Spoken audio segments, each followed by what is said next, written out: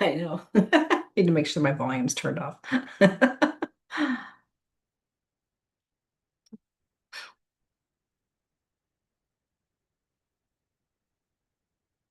Need to make sure my volume's there we go.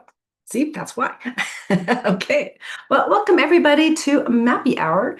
This is our happy hour for those of us who love maps, also known as geocachers. So, cheers, everybody. We have made it to another Friday. Let me get a few more people in from the waiting room. There we go. Awesome. Well, welcome everyone. I am Lisa, Lookout Lisa, one of your hosts tonight. This is our other host. Kid Vegas 19, JD. Yeah, welcome. So for those of us in the Zoom room, I see you're putting in where you're from, so that's just great. We've got folks in cold northern Kentucky. Goodness. Mm. Wind chill, it's 22 in Colorado. Brr. Toledo, Ohio, 8. Oh, wait, no, that's a smiley face. Spencer, IA, is that Indiana? I think. I should know these things. Colorado, Spokane. We're in Spokane. Iowa is IA. IA. Oh, okay. Iowa. Thank you. All right. And Toasty 32 in Southgate. Well, it is 29 here today. So in Spokane. So yeah, we're in Spokane Valley, our in our home office here. And hang on, lost my screen. Oh no. What did I just do? There it is.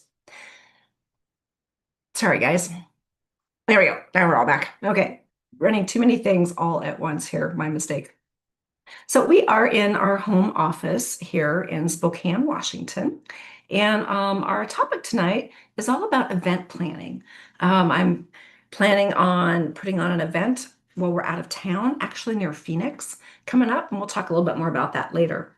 But I thought it might be a fun time. We haven't talked about events in a little bit, for kind of best practices, what works well for putting on events and what is an event attendee you like to experience when you go to events as well. So in case you haven't actually hosted one yet, or maybe thinking about it, but you probably have been to one, I hope. But before we get there, we do have notes from the field. So everyone will get 2 minutes to share what sort of geocaching adventures you've been up to. And yeah, cutting off your head. Sorry about that. Yeah. Yeah. Hey, I'd love to know, what sort of plans you might have coming up or things that you have done recently geocaching. But before we get there, I also have just a few little ground rules to keep everything moving smoothly tonight. So please, if you're in the Zoom room, keep yourself on mute. If you're watching us on YouTube, hey, YouTube fans got an and email. friends and family. I did. And JD is managing that. I didn't get it. Hang on just a moment here. Gonna mute. There we go. If JD is managing our YouTube, so if you're joining us there, just go ahead and type into the comments and he will bring it into the conversation. Of course, keep everything family friendly. Treat this like you would any other geocaching event topic of tonight. Yeah. And raise your hand if you'd like to join in the conversation and we'll call on you in order. However, you can answer something or have something relevant to what was just said and it's out of order. Just wave at the camera or type furiously into YouTube and we will pull that up. Otherwise, I think those are the basics. Yeah. So let's go ahead and get started. So I'd love to know what sort of adventures everybody has been up to. And I know Robert has his hand up as he's running away from the camera. Oh, he's running back. Okay. So go ahead, Robert. These last weeks I got two new traditional caches planned or published, and I got a new Earth cache published based on a Morton Genesis that was in my hometown here, Brimfield, Colorado. And then I also had a dear friend of mine send me a package in the mail that contained a certain puzzle. Aha.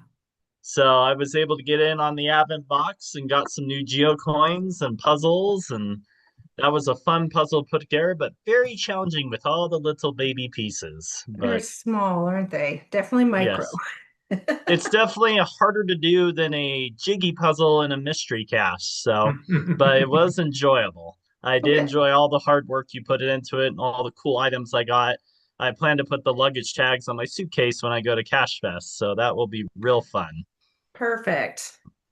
Yeah, we've tested them out actually because they came before um I put them Mhm. into the box. We have to order early to get everything put together, and we were able to test them out on a trip, and they worked great. So yeah, Excellent. fun. Yeah.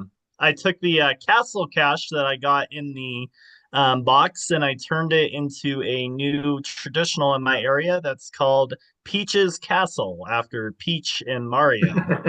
Oh, I love it. Nice. That's awesome. If you get a chance, put the code in the chat so we can take a peek over that. Will do. Awesome. Well, thanks. All right, we've got more hands. Let's see. I think it's Melissa and then Scott. So yes, Heather and I finished the 12 Days of Christmas series.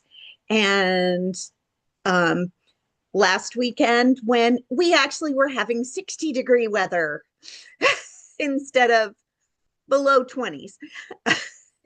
But also, my daughter had a 24-hour business trip to Cleveland last Thursday, Friday, and I went with her and was able to make arrangements with Nancy because she often goes over to take care of her grandson. So while her grandson was in school, we were able to get together for 3 hours and Hey. cash. And then she gave me some other ones to look for. And one of the other ones, yes, one of the other ones she gave me to look for was the movie The Christmas, A Christmas Story with the Red Ryder BB gun. Well, that house where they filmed is in Cleveland and not too far from where my daughter was having this business meeting. So as soon as she got done on Friday, I said, "Do you want to go see it?" And there's a virtual. We went and did the virtual, and there you can do tours and stuff. But she actually had to get back to her office in Pittsburgh because she still had work to do on Friday. So we didn't do that, but we did get the virtual, and she logged it too, so she got the virtual also. So thank you, Nancy. It was so great seeing you in person. And we had a gorgeous adventure because it was beautiful weather that day. Yep. Oh, good. And then it nosedived again. Nah. Perfect. Yeah. Yeah, Okay, we're gonna be single digits, maybe lower this week. Hey, Okay. Well, good. I mean, we need to have some winter for those of us that live in winter Yeah. climes. I'd just rather not have the roller coaster. Right. yeah. Absolutely. Well, that's so cool that you guys got a chance to get together. I miss you all in person. I mean, we get to, hang out every 2 weeks, but in person is much more fun. I think we've got Scott next. Hello. Yes. So I found some caches. I'm not even sure I set any caches the last 2 weeks, but the thing that I've been concentrating on is we do have, whoops, what happened there? Do have Signals Island up and running. And as soon as I get my chat back, I will send you the link. So Signals Island is going to be a mega event in San Diego, October 3rd. Lisa, I'm going to encourage you to come on down and get down and enjoy this. It's a whole lot of fun. We have a lot of gadget caches. We have a lot of adventure labs. We have adventure lab, geo art. So yeah, it's last year people stayed pretty much the whole time doing something or another, and we're all ready to go again. The second Good. thing that I'm going, and this, Robert, this is kind of for you. There's a YouTuber called All Things Earth Cache, and he has put out a kind of a challenge out here, and I'm going to just put that post in there so people can watched the video, and what he's done is he's put together a little bingo card of Earth cache things. And you don't have to fill in the entire bingo card. As a matter of fact, you don't even have to fill in any of the lines or up and downs, but he's going to have some contests. And if you meet certain criteria, um, you can go ahead and enter those contests. You have to do it by December 31st. So you have plenty of time. And I'm really kind of encouraging people who are interested in Earth caches. I think this could be something motivational to get you a little more involved. So that's it. Well, that's awesome. We'll have to check that out. Please do. Yeah, good Especially since timing. I know that you're getting ready to set an Earth cache or want to set an Earth cache sometime in 2026. So yeah, I encourage you to look at his channel. He has a lot of good things in there, and this is very interesting and has gotten me a little bit motivated. I've already filled in 3 of my blocks, and this weekend I hope to fill in a 4th. Cool. We all love a good challenge, right? I love it. Well, thank you for sharing that. My Yeah, pleasure. so part of what we have been up to, we did go out, was it Saturday or Sunday? Oh, Sunday. Yes. It was last weekend. We went out. After some discussion and looking at the earth caches in our area and what was missing, it was really obvious that there was nothing at the Saltese wetlands. It's a conservation area. There's the uplands where it's very hilly, and then there's the flatlands, the wetlands. And actually came up with 2 ideas for 2 different earth caches. So we just went out looking for that information and hiked the area, and it was a lovely sunny day. It was cold, but with the sun out, Yeah. it was really nice. I had to unzip my coat and everything. I was getting warm until the sun went away. But we got a really nice hike in and found the information that we needed. And I went back out yesterday, actually, because I'd forgotten to get a waypoint. Once I settled in on what I was going to be doing. How long you been? I know. Yeah. Well, I thought I'd be able to get that information elsewhere, but Ah, yeah. Well, actually, technically we can, but after talking with you, you're like, well, the hike was a nice hike. It was Mhm. almost 0.6 miles one way, so it's almost a little bit more than a mile round trip, but it's from the flat. parking spot? Yeah, Wow, I wow. know. Yeah, I timed it out yesterday. Okay. Yeah, when I was out there for the hike, and but it's flat, so you Yeah. know, there were ladies pushing strollers behind me. So not probably wheelchair accessible, but it was stroller accessible. Mhm. And so definitely know that for sure. So I got all that information. I've got the page written up. I just need to put it all together and submit it. So stay tuned for at least the first one. And then I'll be getting the second one out in the next couple of weeks, I think. Yeah, so you're doing 2 of them Mhm. mainly to concentrate on one topic per Earth Yes, cache. Yep. exactly. Yeah. Yeah. Mm-hmm. Because it's a very interesting geological area with the wetlands, how it was originally formed, how it was destroyed, and how they reclaimed it as well. So, oops, I got folks in the waiting room waiting to come in. And then we cleaned up a piece of geolitter on that same trip. We did. My buddy Scareway, he hid a geocache. There's a ammo can, and just right off the trail. Except when it's wetland season, it's now an island, and you can't get to it off the trail. Hmm. And I tried like 3 times to get that, and it was always wetland season. But then as we walk by, I notice the it's not an island anymore. I can walk right out there. And in the meantime, he had archived the cache.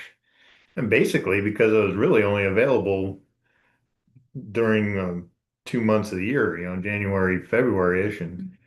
And so yet he archived it and recently, and so I wandered out there and there was the cache. So I texted him, "Hey, I'm here. You want me to grab this for you?" And yeah, would you please? And so I got to, do a good thing, geocaching world. Yeah. retrieved that ammo can Yeah. that was hanging out in a swamp, basically. Well, a wetlands, not a swamp. That luckily got a little bit dry Hmm. for us. Yeah.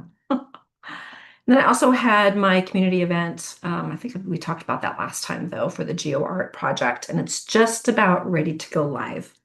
So everybody's been working feverishly. I think we have over 60 Yikes. adventure labs that have been donated to the project. So if everything goes right, I'm hoping that we can actually hit go live on Sunday. So local cachers, stay tuned.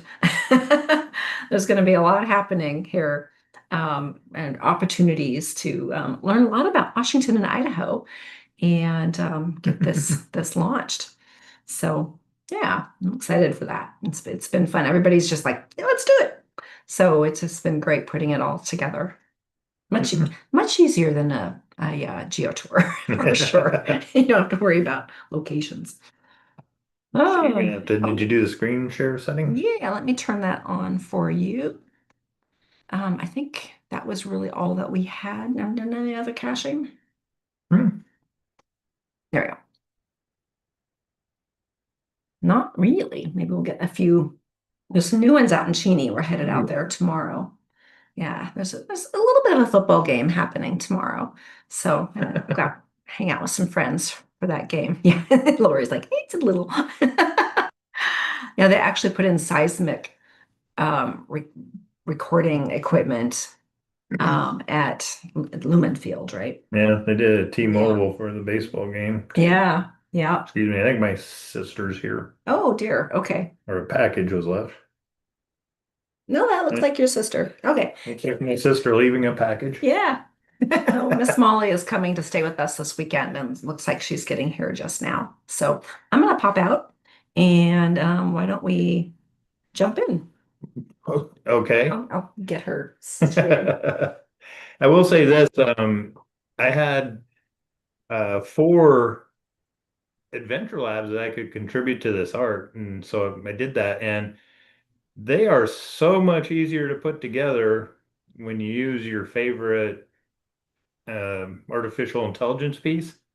It makes it very quick, and then you really don't care if it's right or wrong, right? It's an adventure lab. It's an adventure. So you just go from there.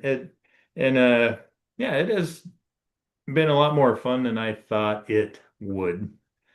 So that's all I can stretch here. I think we can step into our topic. Robert, you got your hand up. Scott had first, so I'm gonna let Oh, you Scott did? go Okay. first. Thanks for that. Scott.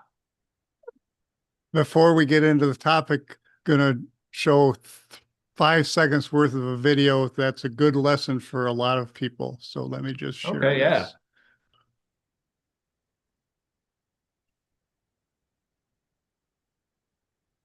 Okay.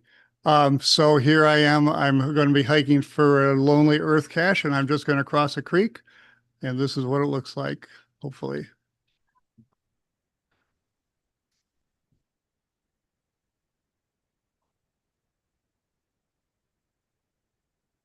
Oh my goodness. So here's the 2 lessons. One, if you're stepping on a rock, step on the middle of the rock, not the side of the rock. Oh my And goodness. second, I'm really glad that I was able to tuck my arms in and roll rather than reaching out and breaking my collarbone. So that's it. Egads. Wow. Oh man. So just other than pride or YouTube views, did you hurt anything? Didn't hurt a thing. Well, Excellent. shouldn't say that. I did scratch up my leg a little bit, but and it was kind of impressive how much blood showed because the pant leg got wet, so the blood had a chance to disperse quite a bit. But when you look at the wound, it's pretty small. It's funny All how right, blood does that's that. it. Oh my goodness. I'll have to go back and look at that to see what I missed. So yes, It was nice, huh? yeah, Molly is here, so Yeah. she's making herself at home until we're done here. Mhm. So she made good time. Yeah. Yeah.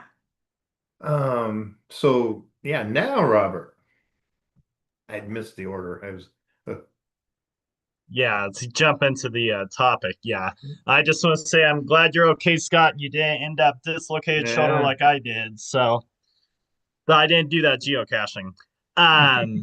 For the topic, yeah, for hosting an event, choosing an event, I usually like prefer to find a location that where everybody is comfortable. Like, let's say that's inside during the winter or the fall, where it can get a little cold at times here in Colorado.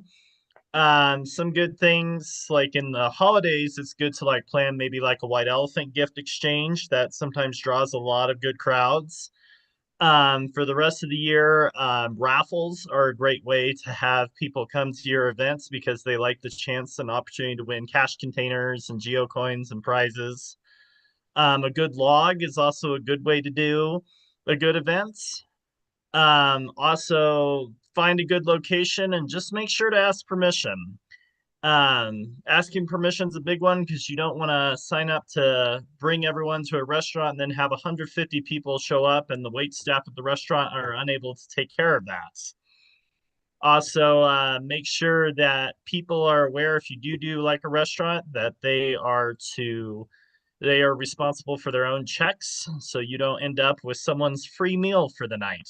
Mhm. So those are just some pointers I've learned over the years after hosting events, and it's always fun to see who shows up. I especially like trying for mega events. I sometimes try, like I did last year with Cash Fest, host an event within the mega area, so then I can have all the various people from different states come to my events. With Cash Fest last year, I hosted an event and I had 63 people from different states all attend my event at Cash Fest. So it was absolutely a thrilling, best event I hosted. Wow. Well, that's awesome. Yeah, good turnout for sure. Yeah, you got me thinking about an event that I hosted. It was a long time ago. It was the first cash machine after in Spokane, after the fellow that started the cash machines retired them. And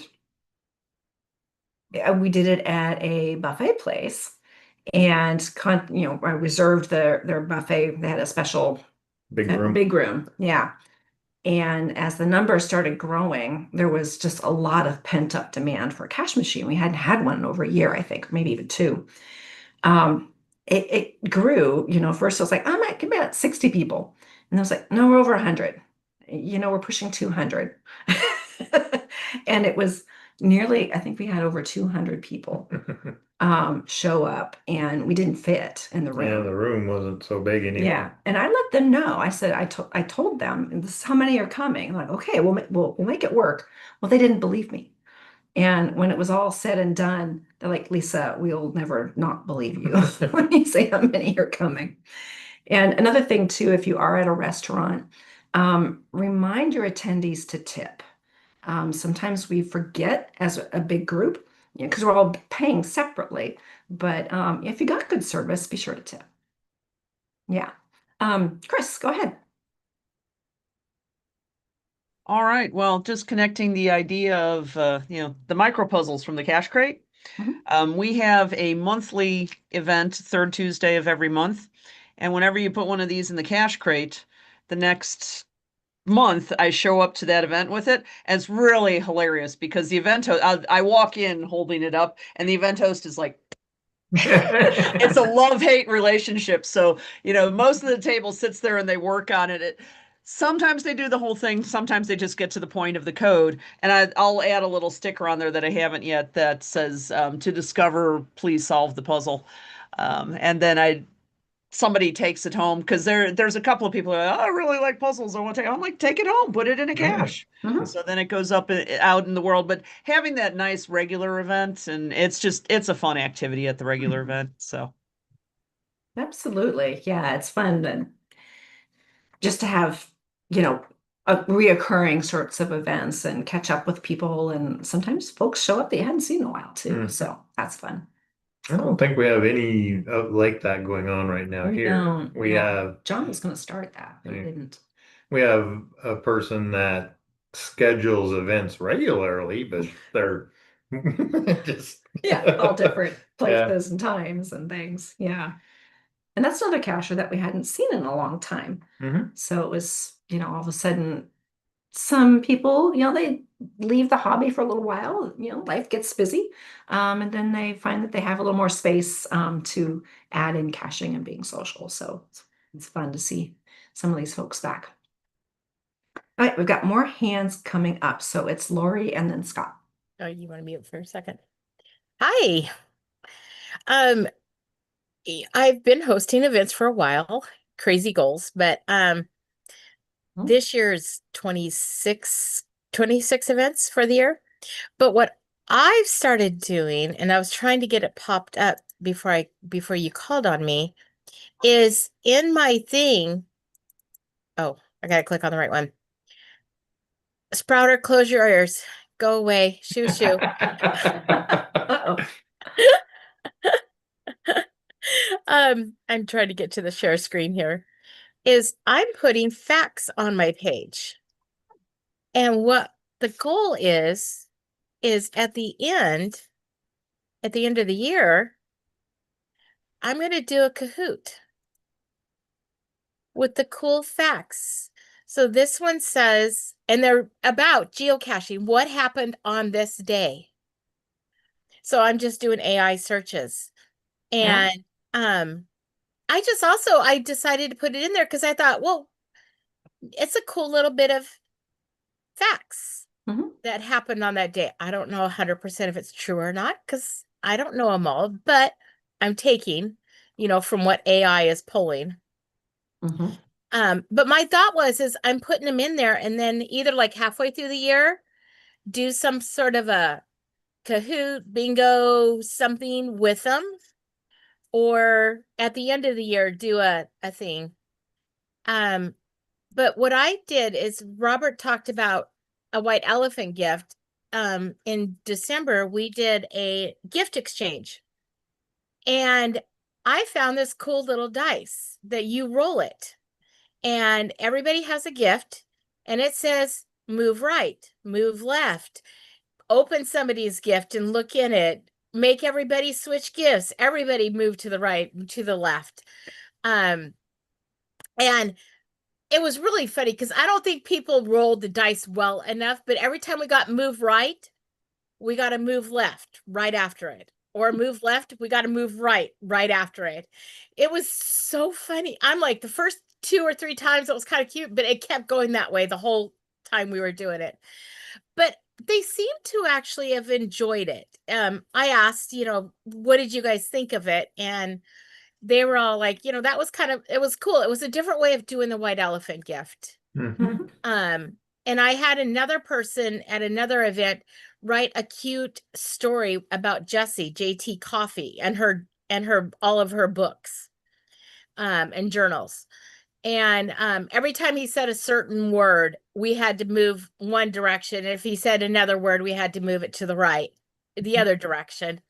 And that was really cool. Just a story that was being read about a local lackey. And so that was kind of cool. But I'm curious to hear what other ideas, because the other thing I've done is I'm not making my events half an hour. I'm making them an hour to an hour and 15 because most of the time we all are hanging that long anyways. And so that's another one of my changes that I've done is yes, Mike. That's cute. So yeah, it's just I'm trying to think of different ways to do events to make them just so they're not just plain old meet and greets. Add in some sort of activity. Yeah. Yeah. And then Chris was talking about the puzzles, and I'm going to go around and gather all my puzzles. And one of my activities or one of my events is going to be every table is going to have a puzzle with 2 or 3 people on it. And it's going to be a competition of how fast they can solve them all. And then everybody will be able to discover at the end. But so I'm gathering those up. And so I was like, oh, why can I do it at an event with these? So that was my other idea with the puzzles. That's a great idea. Yeah. And they're small. So yeah, it'd be easy enough to set up on one table and hopefully quick-ish. I've yet to do it. I didn't realize they were discoverable until you were talking in another episode or somewhere. And I was like, all this time I've been holding on to these and not doing them. Yeah. What? Go Oh, ahead. I was just going to say we have it set up with the company that makes them for us. The picture that you see doesn't have the code on it. Right. So you do have to put it together. So I want to let people know, yes, Mhm. put it together. And it's been really fun because I get discoveries on them, ongoing, for years. They're like, I found this in a cache or found, we put this together in an event. So yeah, it's really fun to read those. So yeah, what were you gonna say? I was just gonna say, Lori, if we can come back to you after we talk with Scott and Melissa, uh, talk about the venues of your events. Oh, Yeah. okay. And Absolutely. Mhm. yeah. So why don't we do that, and then don't let me forget, we played a game at Ashley's event last year about this time. That was pretty fun. We should let her know. Oh, okay. Yeah. Yeah. So yeah, let's pop over to Scott. Well, general thing for everybody, if you're going to attend, especially if it's at a restaurant or something like that, log your will attend so that the people are prepared. Had a disastrous circumstance on Pi Day a couple of years ago where about 15 people said that they'd attend and we're all ready to have pie and 45 people show up and nobody's prepared for that. Yeah. So second thing, especially Lisa, if you're going to be someplace like Phoenix where you don't know a lot of people, provide some name tags, provide something so people can put their name tag on, has the advantage of you now will know their name. The other thing that I frequently will see happen when is you'll be at a group and you'll go and you'll see who attended and you go, "Ah, I didn't know that person was here. I would have loved to have talked to them." So name tags are pretty good. The one game that I can explain that's pretty kind of fun is you take saran wrap and you start packing it. You just start wrapping and you put in coins and cookies or not cookies, candy and various little things. And then the game is you wind up with a big ball like this. And the game is that one person is unwrapping, the other person next to him is rolling dice. And when the dice come up 6, they pass it over. So it's a very fast pace game that really is a lot of fun if you ever played it. And it sounds like, Lisa, you have. So I have, yeah. Yeah, the one we played, while you were unwrapping, you had to wear oven mitts. oh my God. I don't remember the oven Yep. mitts. That's funny. I just remember the unwrapping. Yeah. That would slow it down. Mhm. All right. That Well, sure thank you would. very much. Yeah, yeah, good ideas for sure. Yeah, it was funny. I'm glad you mentioned about the name tags because I had name tags at my CCE, and folks like, "Oh, we all know everybody." I'm like, "No, we don't." There's always people that we don't know, and new people don't know us.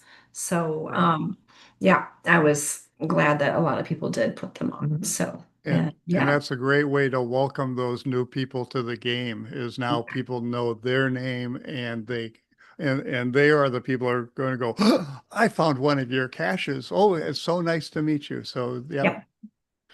Absolutely. Yeah, it can even work as an icebreaker. Yeah. Let's see, we've got Melissa, Charles, and then Bob. Yeah, you talked about recurring events. We have a local cacher, pretty much March through November-ish, does a CITO once a month. Now, he tries to make sure it's not always the same day and time because he knows, if he chose a Tuesday night, not everybody can do Tuesday night. And he does some on the weekends and some on a weeknight. And the weekend ones usually are earlier in the day. But then what he does in November, based on things that happened at all his CITOs, he makes a puzzle. To get the answers, you have to go back to, because there'll be something somebody logs on that CITO event, and he'll take something from what they said in their log that'll be a question for the puzzle. So it's a really he does so many events, but this is a series he does with the CITOs, and then at the end, based on the CITOs, he does a puzzle. So that's a lot of fun. I've hosted 3 events, 2 in the winter, 1 in the summer. The 2 in the winter, I use the food court at the mall because then if people want to get food, there's lots of food around, but there's lots of space. And the one in the summer, I rented a pavilion at a park. So that was my birthday community celebration. Excellent. And I was really glad I rented a pavilion because we had thunderstorms. Oh no. We were very well protected. So, but yeah, so just some different venues other than a restaurant. But you know, the one definitely provides food. And I've also been to ones where they're like potluck at a out. Oh, another event I'm part of.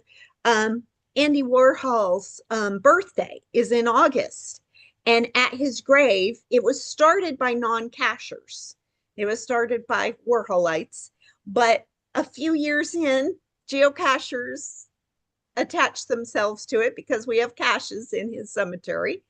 And so we get together and we have 30 to 40 people have a birthday party around Andy Warhol's grave in August. So that's interesting. Yeah, at this point, we usually have more cashers than the Warholites, but you know, we've become great friends and they enjoy, but birthday cake and people bring what they want to bring, but there's always birthday cake. Should be cake. Well, that's awesome. Yeah, well, and that's the thing. Food is another enticement to get people there. So it is for sure. Yeah, and I'm glad that you mentioned about the mall. We have a cashier couple that love hosting events on souvenir days, and they host it at our local mall. Luckily, it's very close in the food court. You know, there's lots of tables around, and you can rearrange them, and people can eat if they want to, or they can shop or whatever. There's plenty of parking. You know, at first I thought, well, this is kind of weird, but it actually works out really well. So, yeah, think about food courts in a mall. It's perfectly public place, and they'd love having you come to the mall. You don't have to ask permission for that one, I don't think. Probably wouldn't hurt though. I don't know. Okay, we've got Bob. Oh no, wait, Charles, and then Bob. Yeah, so I've been known to host events here and there as I travel. And I think by the 14th of February, I'll have hosted 13 events this year. Wow. An easy part is I'm going on a cruise and coming up at the end of the month, and I'm hosting an event at every port that I'm going. So it's a kind of a theme. Some got published already, and I've already got some replies that they're going to be in there. But some advice that I can have, if you're going somewhere else, and if you can, find a local cashier that could give you a nice venue to go where people would like to go. I'm hosting one in Orlando on the 29th at night during the evening. And so I I was in contact with one of the cash CEOs over there, one of the Cash Odyssey CEOs, and then he suggested this location. So that's where we went. That's where I hosted the event. He also told me at what time it closed. So that way I wouldn't be hosting it when it's closed. Happens to be a donut shop, so you want to be there when it's open. For sure. Not when it's closed. So that's one. The other one is like Melissa's idea about parks and pavilions. He said advice in there. Check out if you need to reserve it. Yeah. Because we hosted one of our association hosted an event, a CITO and an event. So the CITO was in the park. That was no problem. The park was really happy to do it. Was really happy afterwards, but they forgot to book a pavilion. So where they wanted to go, there was another group in there because it was first come, first serve. So that's something you got to look in there. Is it first come, first serve, or is it booking? Mhm. Because if you have a booking, then you can technically kick them out. Yeah, But for sure. sometimes be flexible. Mhm. So luckily we had some tents and we had tables, so we could do it out in the open, and we improvised. Because a barbecue without tables, kind of hard to serve hot dogs and burgers when you don't have a table to serve them on. Mhm. For And sure. get there early to make sure you got your spot. Yeah, we've done both of that. Mhm. Our parks that for some of those shelters, they have a reservation for a fee. So, there is a little bit of a cost involved. Yeah. Other ones are first come, first serve, and we'll make arrangements. Somebody comes and sits in the spot Exactly. and be sure And to get it. it depends what the cost is. I host yes, last two GIFs. I hosted an event. I had to rent a hall. I had to pay for it. So I kind of absorbed it. Was mentioned to a few people, and I got some donations to cover about half of the cost. Mhm. So without specifically asking for it. Yeah. So there's always good cashers out there willing to help and absorb. Somebody else gave some bunch of door prizes, and so it helps out. Yeah, for sure. Makes it more of a community sort of event Mhm. as well, Yep. too. Yeah. Awesome. And Thanks, Charles. yep, and beers still have price. Yeah, it It is. is, isn't it? What is it? Can you see it? Can you see it? No, it's And- blending into the background. Yeah, I got Yeah. to blur my mess blurred out. Oh, well, I wish we could attend your events coming up on your next cruise. Maybe Right. sometime we'll actually coordinate a cruise together. Yeah, one of these days. Yep. Great. We've got Bob and then Okay, wow. After having attended over 1,000 events, I got just stop me when my time runs out. Okay. Um, Events. Living in Vegas taught me something. If you are expecting locals to show up, have the event where locals will go. Don't host an event on the strip where locals hate to go and then say, oh, wanting to meet all the locals. Well, guess what? You're not. Um, there's two types. If you want people to show up, host an event where it's convenient time wise and location wise to the people that you want to come. If you're just going there just for a smiley, then I don't care. Do whatever you want. Somebody mentioned about restaurants, making sure the restaurant knows. One other thing, we just found this out last month. We went to a restaurant and I had to leave in the first half hour. So I went a half hour early so I could order food. I could be done eating by the time I had to leave. Well, the restaurant wouldn't serve anybody till everyone had showed up and ordered. So I got my food right as I have to leave. So make sure the restaurant understands, one, that take the orders and bring them out as people come in. And if they won't do that, then maybe pick another restaurant. I don't know. Also, make sure the restaurant understands that not everybody, according to geocaching rules, has to order something. Was at a place one time, and they were very upset that people that came and didn't order, the restaurant was, because it was a buffet, and I understand that. They expected everybody come in. If you're paying for a buffet, everybody's gonna buy something.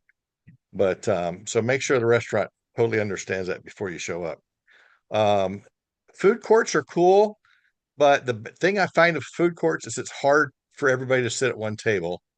And so you travel with a couple of people, you get there and you end up sitting with the same people you just spent an hour each way in the car. So, I could have done that here. Um, oh, what other event things? I understand a lot of in our area, especially, they're doing half-hour events because we got burned by the reviewers on the whole stacking thing.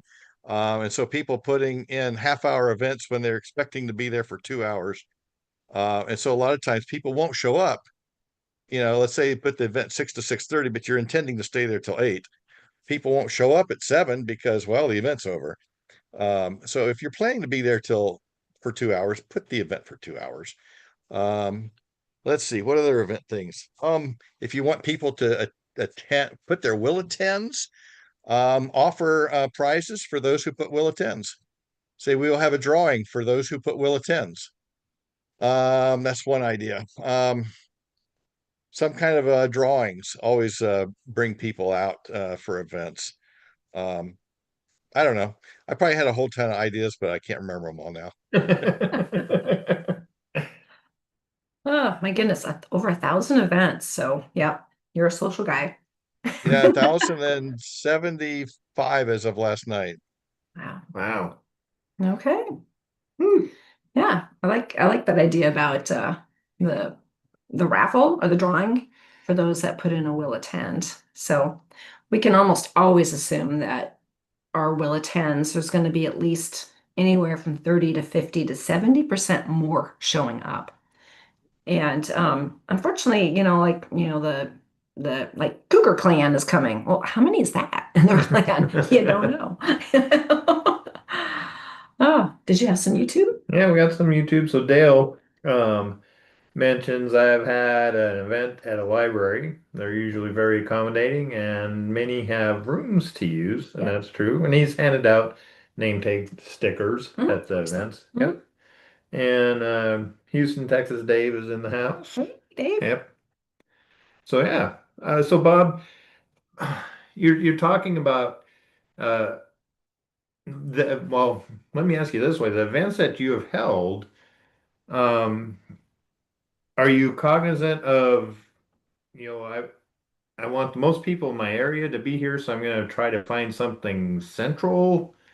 Or, I just want the East Siders this time, so I'm holding it over here, or anything like that. It's so where we are, one, well, for me, it's hard to get, cross town traffic, Jimi Hendrix, and so, I'd like to have my events centrally located so we can draw as many people as possible. What do you do? Well, there's pros and cons to doing ones on the different sides of town, like you suggested. Depends on what your goal is. Or do you want a lot of people showing up, or you want just the local in that local area?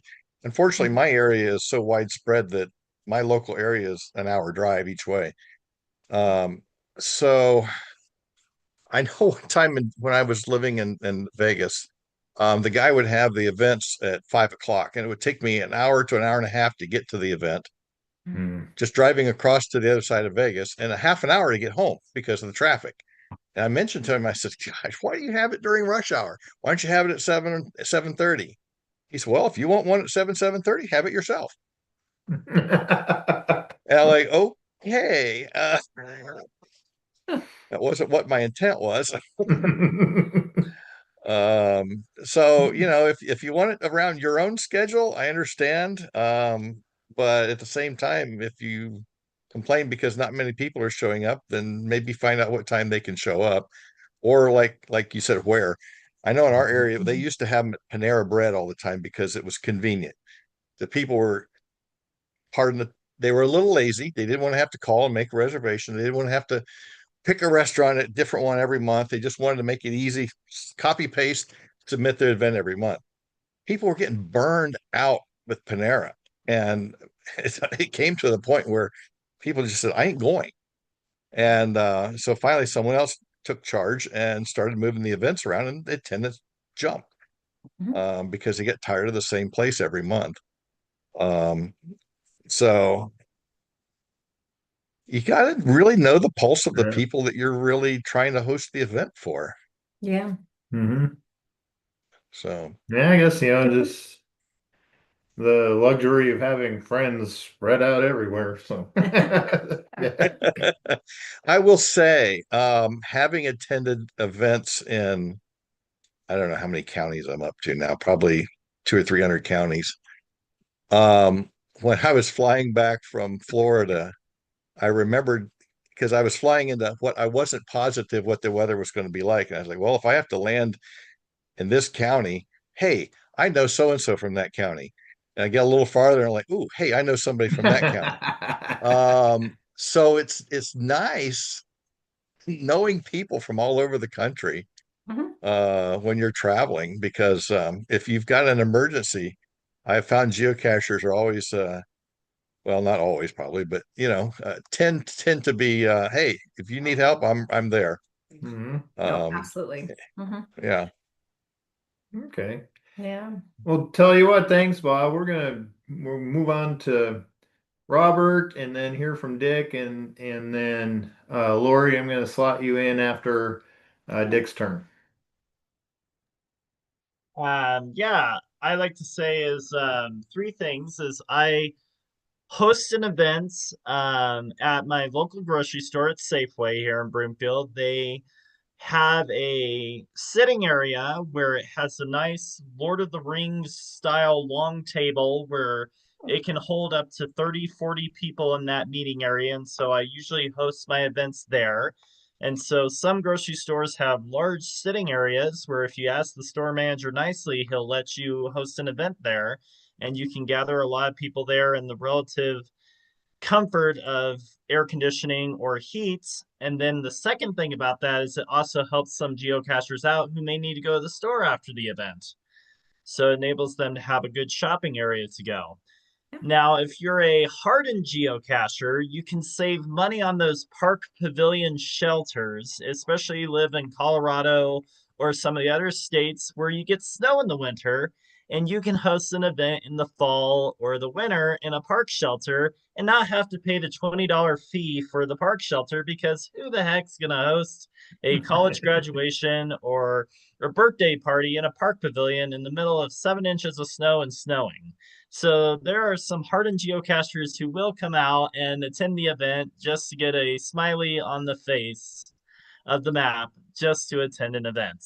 Love it. And finally, again, with timing, it's also good to make sure that your local sports teams aren't playing at the same time you're hosting an event, unless you're hosting it at like a Buffalo Wild Wings or a sports bar where they can see the game. Or if they're season ticket holders, they will not show up because they're going to go cheer on their team first and worry about geocaching later. Especially with the Broncos this season, I've had to alter some of my events here in Colorado in order to make sure we cheer on the Broncos to a Super Bowl win this year. Maybe. We're going to get you back for that last one. We'll see. I think Robert's getting kicked out of the meeting, right? Jack. $50 pavilion. What, 150? Yeah, they can get expensive. I think I paid 90. what I paid for the conservation. Oh, the it gift was that I it was over hosted. 100. Yeah, it was between 1 and 200, I think. Let's Here in Colorado, you have to pay either $20 or $50 for the park pavilion, but if you wait till winter, you don't have to pay anything. yeah. Yeah, I like that idea. That's actually kind of a good one. I mean, they're there, so who else is going to be using them? So you'd Family. never guess that Houston, Texas, Dave says, "Go Texans." Okay. And Annette says, "Go Seahawks." So, Dick. Dick, yeah. Yeah. I don't know if my microphone's working or not. Can you hear me okay? Yep. Okay, cool. The new headset. First off, yeah, we're pretty fortunate down here that in Las Vegas they have a really well-developed park system down here, and there are pocket parks all over the area. And I don't know of anyone that's ever had to pay for a pavilion. We have, of course, the weather is frequently very, very good most of the time, and so we have lots of opportunity to get out in the park and host them in the pavilions. We've done that a few times. Second observation is that I would second what Bob said. You have to kind of pick where you want to be. Stay away from downtown, except I know in Seattle, there's a couple of people that keep having these events at 6:30 in the morning in the heart of downtown Seattle. I cannot imagine who gets up to go down into downtown Seattle at 6:30 in the morning, but they keep hosting them and they keep coming. So they get a handful of regular attendees, not yours truly, however, or that. Then, of course, down here in Las Vegas, as Bob said, you stay away from the Strip unless you're, you know, we do get a lot of visitors that want to host down on the Strip, and I don't know how you prevent that. I mean, I don't know how you tell people don't schedule it down there, but it's a zoo down there, and we don't go down there unless we have to.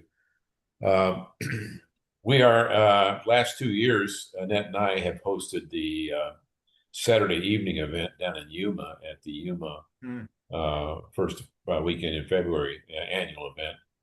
And last year, of course, it was a block party, and just for you know, a scheduled 1 hour event, we had Saturday night. I just checked. We had 344 attendees. So, yeah, I was wondering if we could qualify, you know, as a mega just for for that evening. But anyway, we're doing that again this year too, and we found, you know, if you're piggybacking on another major event, that works out pretty well.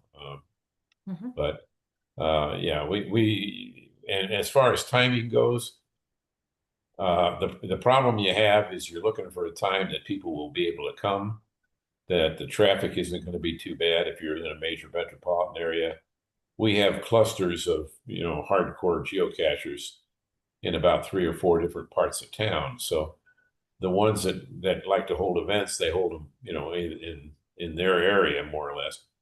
And so we do have the ability to be in different places, but yeah, you don't want to be doing it. The excuses I hear all the time are we don't want to do it during the day because then unless you do it on weekends, because then if you do it during the day, the people at work can't come. You don't want to do it really, really early in the morning because you're screwing around with rush hour traffic. And you don't want to do it too late at night because a lot of people, you know, don't want to come out at night in the dark. So it's hard to hold an outdoor event in the dark sometimes unless you've got a major, you know, entertainment area close by where there's you know, you don't want to be in an isolated park area. And I'm sure most metropolitan areas have some area of town that's not very popular. It's not the best part of town, so you got to kind of stay away. Be careful where you pick your areas. Right. That's it for me. I'll go back to sleep now. So Oh, goodness. Houston, Texas, Dave says Yuma is awesome. And he's hoping for a Seattle win, a Broncos win, and a Texas win this weekend. That'd work out. Work. So yeah, darn it. I'm trying to figure out how to work maybe Dick your event if it's like food based, a potluck, bring your own whatever. You could have the tagline I thought of, which is we put the yum in Yuma, or Yuma where the yum is. Yeah. We were just talking about that yesterday. That's a good idea, because our theme the last 2 years, and again this year's, is to hold it in the evening. You know, they have a Saturday event where they call it Discover Yuma, and you run all over the area. Yeah. And get 20 caches and qualify for a geocoin. And that's kind of an annual, you know, precursor to the main event next day. And so the idea is to try to get something close to downtown where all the restaurants are, to get people back down in there to, you know, patronize the local merchants or the local restaurants. So we call it What's for Dinner. Yeah, there you go. And that's been the title of the event the last 2 years. It'll be a title again this year. We'll have some, you know, some gift certificates from some of the local restaurateurs and other things to give away. But that's the idea. That, you know, we put the yum in Yuma. I hadn't even thought of that. That's a pretty good line. We may just steal that from you if you don't mind. Have at it. Okay. I like that little stretch of restaurants you walk up and down on. Yeah. We've been to many of those and have really enjoyed some events and hanging out with friends there. Unfortunately, we're not going to Yuma this year. We have other plans, so we're gonna have to skip it. Or Scott? Just have to compliment Dick on doing it that way, because all the times that they've had it where you have it at one restaurant, it is so crowded. It is so nasty. I mean, nasty is not the right word. It's just not very pleasant to be in one small restaurant in Yuma with 200 people in there. So Yeah.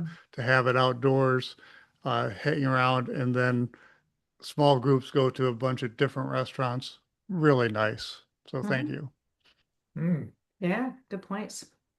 So, Lori, if I can get you back on because you mentioned you like an hour 15 minutes for your events. What's your typical venue? So okay, I know most of you guys don't know my area. So my area is pretty diverse. It's as someone was saying, their local area is about an hour every direction. It's kind of about me. Right. So what I tend to do is I vary my locations. I don't host in the same spot every month. I vary between the different towns in my area. I may go all the way over to Gig Harbor, which is over near Tacoma. I've gone all the way down to Shelton. I've gone all the way up to Port Squim, Port Townsend. I vary my locations because we have a big group of people here, and like the people up north in the Squim, Port Townsend areas are older people. They don't like driving at night. I'm an older person. I don't like driving at night. So I try to host in those areas so that people can come, and that local group up there are now starting to host events up there now. And so when there's souvenir challenges or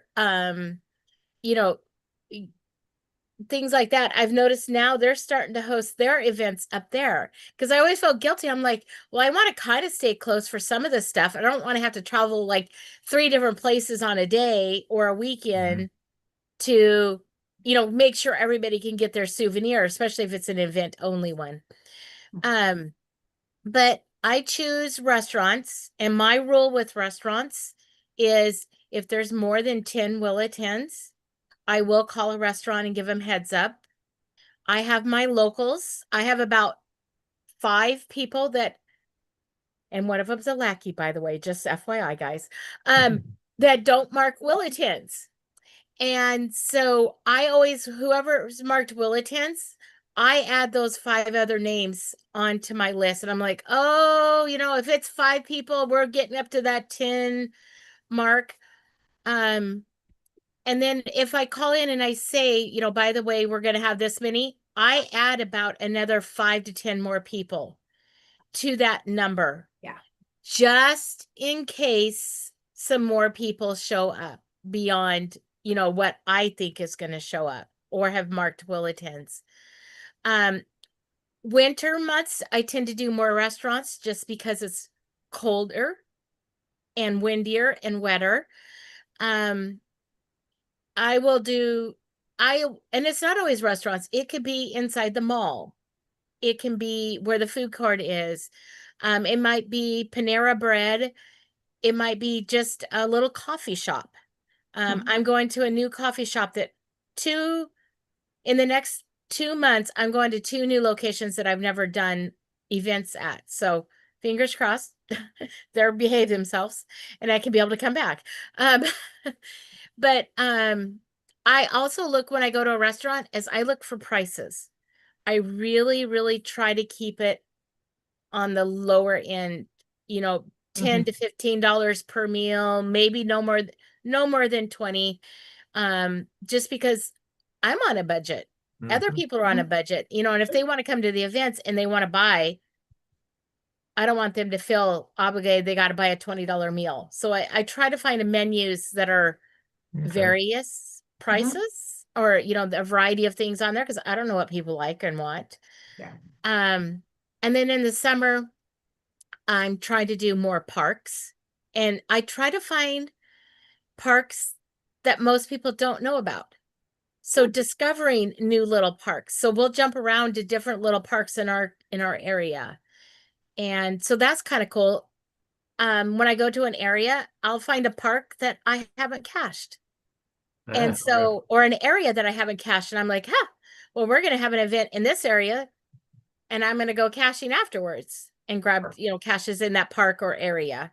Mhm. So when I look for areas, that's the other thing is, have I cached this areas or something here that I can go do afterwards or before? I Okay. vary my times also Mhm. because I do have people who do work. I'm lucky to work, but I get off at 2:45 every afternoon. Well, not everybody gets off at 2:45 in the afternoon. So it means I have to hang in town for a couple hours. I hang in town for a few hours.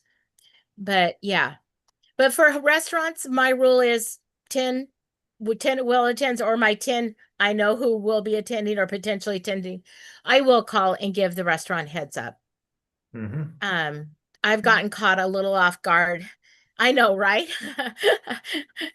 $20 is still scary, even though you think it's normal. Mhm. And that's I've just for one Big Mac. yeah, as Dusty said, one Big Mac, $20. Yeah. But I have gotten caught off guard and I've apologized to a staff going, I'm really sorry. I was only expecting this many people and more people showed up than what I was expecting. And I will apologize to them. So Mm. yeah. And then on the game 49ers. So if you're a 49er fan, I just want to give you a cute little story. I have a young man who is a 49er. He's a sophomore in high school. A little on he's special needs and lovely little gentleman. Last time the Seahawks played the 49ers, the 49ers only lost because of their new uniforms. Their new uniforms just threw them off and they couldn't win the game because of the I'd buy that. 49ers uniform. Mhm. Mhm. Yes, So it looks so I forgot different. to ask him what uniform they were wearing this week. Yeah, I think it's the normal one. I think it's navy on Yeah. navy is what I saw. Oh, okay. So So- maybe they have a chance of winning now because they're wearing their normal uniform. So when before we get to Bob, I want to tell you about the game that we played at the event last year, Hmm. and you might know about it, but what Ashley had set up, LF Librarian, she had 2 sets of ammo cans, plastic ammo cans, and the objective of the game was to find the logbook. Well, the logbook was in like a Russian nesting doll full of things, and then there's other things in the ammo can. And so you had to take everything out, get to the log, sign it, put the log, and then put everything back in, and you're timed. And the thing was, you were blindfolded. Yeah. And they were keeping time. Yeah. And then whoever had the best time won one of the ammo cans, and who had the second best time won the other one. Mhm. It was fun. It was a hoot. Yeah. Mhm. Yeah, so there's something you can do. Yeah. Yeah, that's a good idea for sure. So speaking of restaurants, we're going to be heading out here just as soon as Bob is done. Go ahead, Bob. I will make this very short. I raised my hand, and then 10 seconds later, Scott asked the question I was going to bring up. Oh, We do hide, not every event, because we host probably 4 or 5 a month. We do hide caches for the people, and our reviewer is really good. I don't know if you guys all have the same reviewer. Maybe you've never asked. He will publish a cache at what time you ask. So if our event say runs 6 to 8, we say we want the cache to publish at 8 o'clock. Don't publish the cache during your event because they'll all leave. mhm. But he will publish it when you ask him to, unless there's extenuating circumstances. I will print a copy of the cache page. And I didn't even learn that there was a little thing that said print friendly on the web page. It'll actually print and it'll actually have all the information. But anyway, I'll print a copy of the cache page and take with me. So for people that use GPS, they don't have a phone. That way they can plug the coordinates and they can read the cache page before they go. And I don't know if you guys like or not like. This is totally up to you, but we have also done from time to time the shared first to find for everybody that finds it that evening or that day or whenever it is. I don't like doing the shared first to find if they don't actually go find it. But some people don't care. That's their game. I don't care. Anyway, I do like hiding cache, especially when an area can get cached out. Like our area may only have 20 caches, so people come here, well, they have no new caches to find. So it's always nice to put out new ones.